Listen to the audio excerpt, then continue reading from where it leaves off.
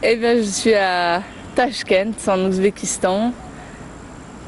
Ça fait un mois et demi que je suis partie.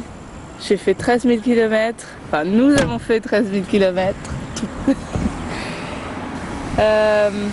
Grosse étape parce que c'est le moment où voilà, je fais un break et on fait un petit check-up avec la moto et faire un petit peu de bilan après tout ce qu'on a traversé, puisque il y a eu vraiment des pays formidables par la Turquie, l'Iran, le Turkménistan et maintenant l'Ouzbékistan.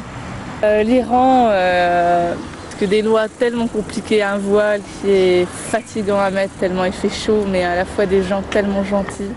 Le Turkménistan, c'est un pays tellement policé qu'on peut même pas prendre une photo de la rue, qu'on peut même pas rester. L'Ouzbékistan, des routes, mais de poussière, de trous. Et à la fois, on a des mosquées qui sont juste fabuleuses et magiques. On est sur la route de la soie. Enfin, et voilà, l'hospitalité d'Asie centrale est vraiment là. Donc c'était vraiment des moments très très forts.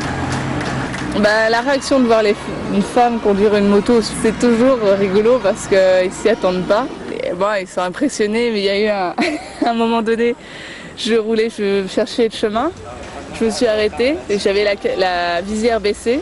Donc je demande le chemin à quelqu'un qui est au bord de la route, il vient vers moi, il me serre la main comme un homme. Et puis là, je lève la visière, il a fait Oh, une femme. Il était très très très très très surpris. Donc les hommes sont généralement surpris et le rapport avec les femmes est assez intéressant parce que ça leur donne un autre aspect des possibilités en fait. Tout d'un coup ça ouvre une perspective. Si moi je peux conduire la moto, c'est possible. Ça veut dire qu'une femme peut faire des choses et peut peut conduire quelque chose d'aussi viril qu'une moto. Donc il y a de l'amusement, il y a de la sympathie, et du coup ça les fait s'intéresser aussi à la machine et à tout ce que ça peut comporter une moto. Le fait de pouvoir voyager et de pouvoir être libre. Jusqu'à présent, il a fait très très très chaud. C'est un euphémisme parce qu'en Iran, dans le désert du Dachitlout, le thermomètre est monté jusqu'à 58 degrés à l'ombre. Il fait chaud et en plus on a un sèche-cheveux face à soi, ça brûle la peau. L'équipement est indispensable parce que sinon ça carbonise. On est un poulet rôti qui roule. Et c'est juste horrible. Ça te donne des conditions de conduite qui sont très fatigantes parce que la chaleur assomme complètement.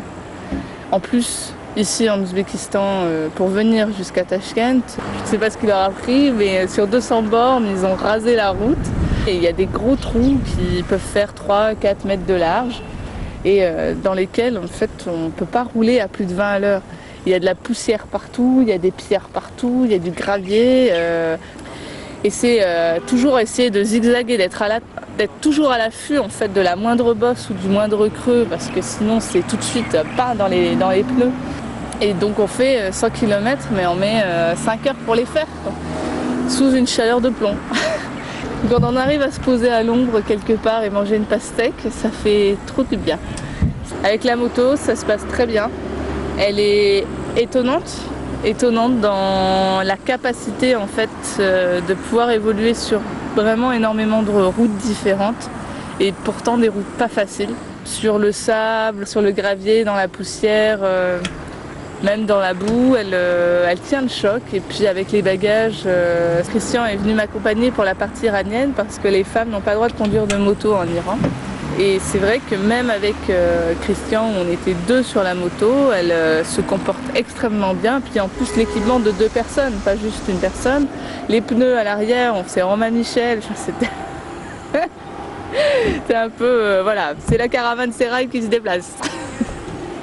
Eh ben, elle a un nom maintenant, elle s'appelle Shirin, qui veut dire sucré en farsi, un peu en hommage à ce pays que j'ai beaucoup aimé et aux gens que j'ai rencontrés.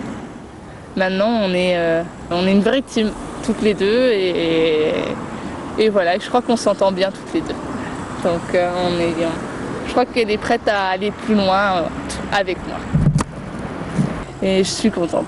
Je suis heureuse d'être là, heureuse que ce soit pas fini. Le programme maintenant, c'est Tadjikistan, la route du Pamir, le Kyrgyzstan et revenir vers le Kazakhstan. Donc vraiment les routes de montagne, les nomades, le froid aussi. Là, je me plains du chaud, mais je pense que je vais bientôt me plaindre du froid. Peut-être même qu'il y aura de la neige. Voilà, l'expédition, c'est les routes persanes et on peut avoir les infos sur mon site melusinemalender.com. Voilà. Et vous pouvez suivre les aventures de Chérine et de Mélusine.